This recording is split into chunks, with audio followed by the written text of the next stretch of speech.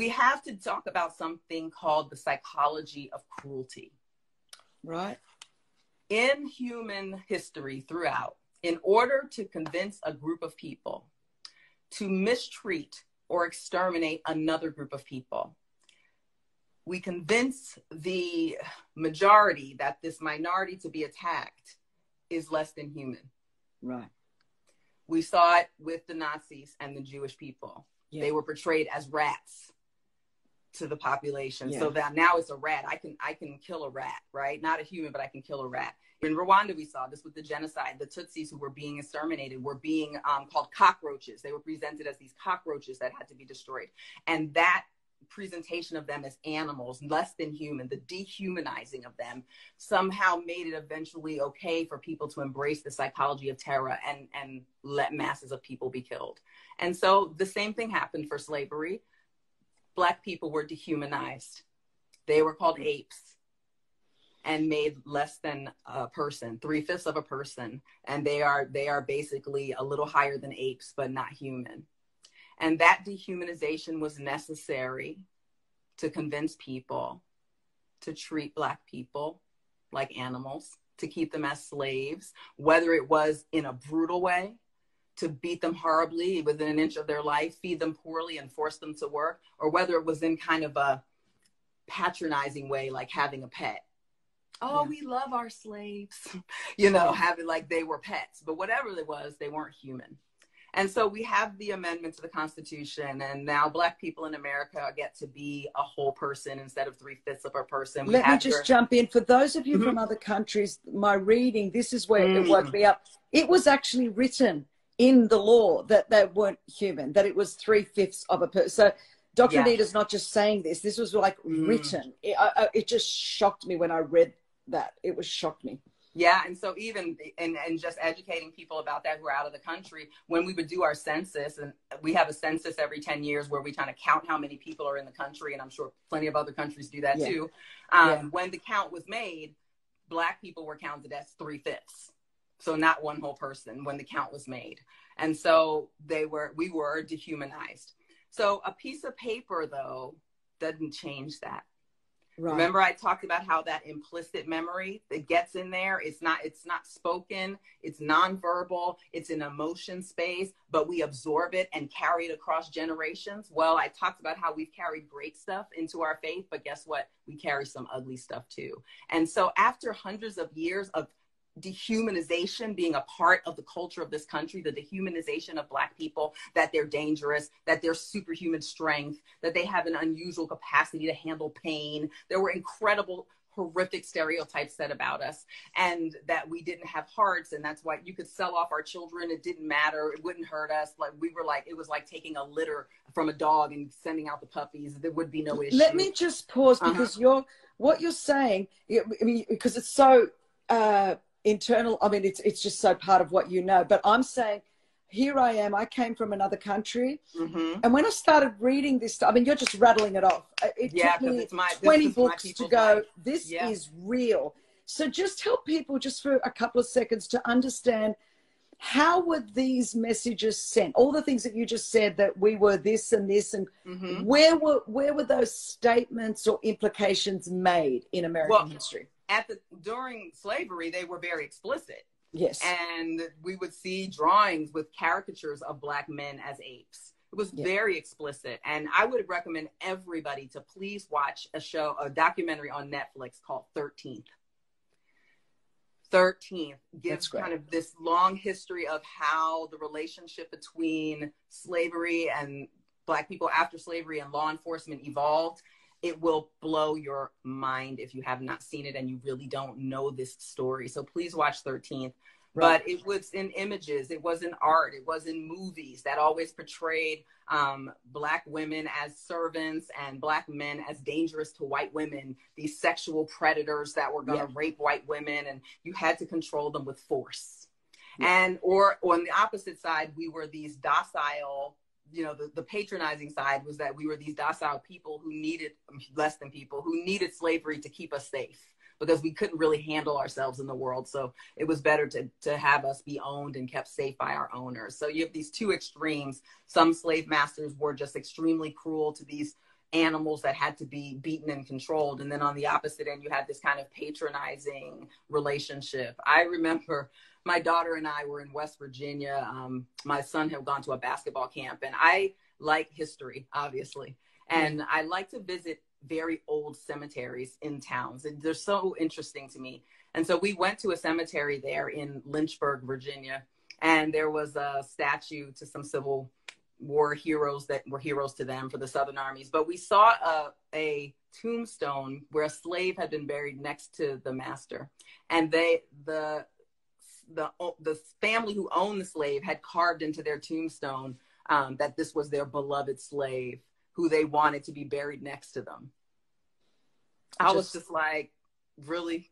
I mean, even in death, this person has to be stuck next to this person who treated them like a pet at best and a wild animal at worst, but not as a human being. So we want to think that this was history, though, right? And Black folks need to get over this, and this was then, but it's not then for a couple of reasons. One, it isn't that long ago. Just want to point it out. My grandmother who lived with us when we were growing up, I'm 46 years old, right? My grandmother lived with us when we were growing up. My parents took care of her until she lived with us. My grandmother was born in 1907, and Harriet Tubman, who ran the Underground Railroad, died in 1913. So the grandmother that lived with me all while I was growing up, she just died in the late 90s because she lived to be nearly 100 years old. She saw my first child born. Her lifespan overlapped the lifespan of Harriet Tubman. So first of all, it's not that long ago. I just want to point that out. But second, just like when I explained how the implicit memory of our African ethnic heritage was able to come through and still is seen in our faith. And we all thought that was so beautiful. Well, sorry to break it to you guys, but when you put dehumanization into a culture, after a while, you don't have to say anything. Wow. It can pass even without memory, just like these other belief systems. And so the American ethnic identity, which was created from some other ethnic identities and then added some spice to make it its own, some of what it added was slavery and the dehumanization of people who were viewed as Black. And you can't just peel it out. It sinks in, and there it is. And so it isn't about someone being explicitly racist. We're trying to get our hands on who's racist, and there are racists out there. I'm not saying they're not, but our focus on trying to find people who are explicitly racist, like they're at home thinking about how to kill a Black person. That is almost a waste of our time in the sense that it's not going to solve the larger problem. The larger problem is this dehumanization because it's in the subconscious. And I want to share 2 research studies with you guys to hear about that. So in I believe it was 16, don't quote me on the year, but I'll post it later if people want. There was a study done on how Black children were viewed as compared to white children, specifically Black boys. They wanted to see if the innocence that is attributed to children was attributed equally to Black boys. And it turned out that it was not. And what they did was they had some police officers look at pictures of Black boys and white boys and explain and guess how old they were. And consistently, the police officers overestimated the age of the Black boys by about 4.5 years. Wow. That means I would see a 15-year-old and think they were almost 20. Right. That's a very different response that you should have as an officer to a 15-year-old than an almost 20-year-old. Yeah. But if this officer is looking at a Black boy and overestimating his age, then they're going to overestimate applications of force. It gets a little worse, a lot worse. When they primed the officers with images of animals, specifically an ape and a cat, and after letting them see the ape, they would then be asked to estimate the age of the boys. They overestimated it even more. Gosh. But they underestimated the age of the white boy at the same time. So the white children remain innocent for so long, while Black children are already losing their innocence in childhood through these eyes because they're seen as being older. When they prime them with the cat, like show the cat, then ask the question, the cat had no effect. but the ape did. Wow. So here we are in 2016 and can still use a picture of an ape to bring up a not conscious, but very present association with a Black boy. And for the officers who overestimated the age of the boys after the priming with the ape, they were able to correlate it directly with violence towards Black children in their work. Whoa. So that's real. But I'm going to give you something else, because what I don't want to do, I'm not here to bash the police. Okay? I'm not here to bash the police. But something is going on. And we need people to believe that. Right. Something is going on.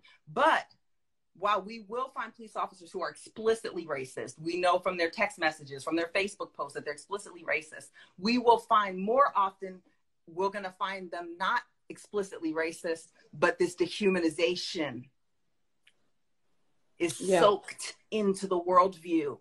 And unless it's primed in an experiment, we can't find it. But I tell you, who knows it's there? Us. We know it's there.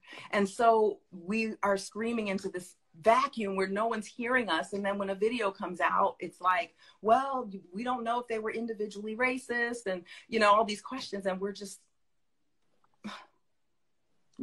ask the people who are dying, why wouldn't you trust us? But before I go there, I want to say this. There was another study done around the same time. I think they were about 2 years apart. One was 2014, one was 2016. But the other study tested preschool teachers. Mm-hmm. So they recruited 135 preschool teachers at a conference for teachers. And they had the teachers involved in a blind experiment. So what they told them was, we want you to look for bad behavior in these groups of children on this video. They put a Black girl, a Black boy, a white girl, and a white boy in the video, and told the teachers to be on the lookout for bad behavior. The trick here was there was no bad behavior in the videos. But using eye tracking technology, this study was completed at Yale University. And eye tracking technology showed that the teacher's eyes went straight to the Black boy when they told them to be on the lookout for negative behaviors. Straight to the Black boy. When the experiment was over, before they could publish the study, they had to let the participants know what it was. And then they told the teachers the results. The teachers were devastated. They didn't know they were doing it. And they gave them the option to withdraw their data from the study because of the nature of the study. And only one teacher decided not to let her information. The others were so ashamed and so stunned that they were like, this information needs to get out there. Wow. And so that means when my son is in preschool, he's being watched more intently for bad behavior. Well, if you're staring at something, eventually you're going to see something, right? Totally. But if I'm never looking at the white boy or the white girl, and then even the Black girl, so even with Blackness, there's something more terrifying about our men in preschool. And I want to share that preschool study because I want it to be clear that I'm not just coming for the police. What I'm saying is that even in the place where you would expect the sweetest people in the world to be, preschool teachers. Totally. It's there. This dehumanization and this expectation of a negative behavior is already there in preschool. And it's teaching, it's telling the teachers and the police officers and everybody to expect these things from Black people, but it's also telling us. Yeah. So now we have to recover from an image of us, just like a sex abuse survivor. It changes how she sees herself. This can change how we see ourselves. So now we're trying to recover from the trauma that has changed how we see our own selves. And can we live long enough to get that done? Because we're also being seen as dangerous. Right. And so when we talk about preschool, that's horrifying because we're shaping it from scratch. But when we talk about people who have the authority and the means to kill,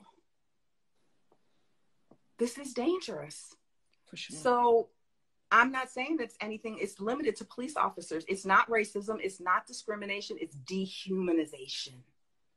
And we've got to get our hands on that.